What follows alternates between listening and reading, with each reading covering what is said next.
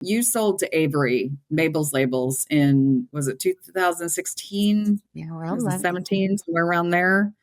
So you guys were running this for how many years on your 14. own? 14 years on your own.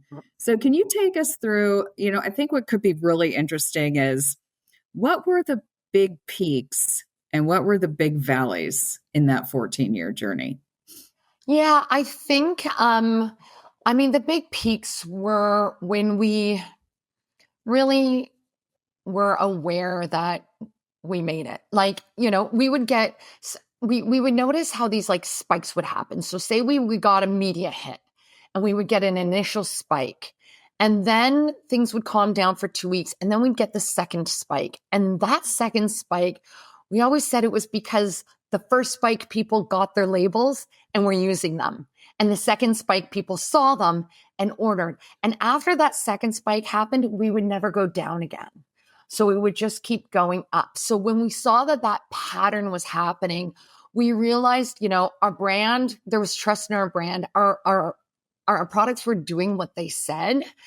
We were making sure that we were accessible and we built community. And that was a lot of fun. I was one of those early OG mom bloggers because moms, the way they make their purchasing decisions is they want to feel connected to the brands.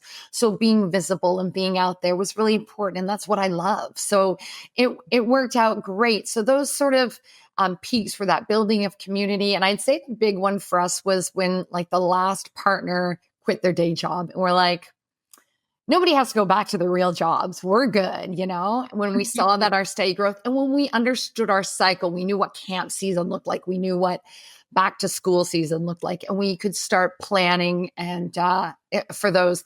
And the valleys, of course, are like anything else, like those sleepless nights, those times when, oh God, a machine's broken down. What are we going to do? The times of uncertainty, all of that stuff is really, really nerve wracking in those early days that like, what have we done? Yeah. But I don't think because we had that early growth, I don't think we struggled the way I see a lot of people struggling, especially because we did, like we say, had each other to rely on. That was a significant benefit of having the four of us. And also, you're just spreading out the risk a bit. Like the money we put in, it was half the, it was a quarter of the money, that sort of thing.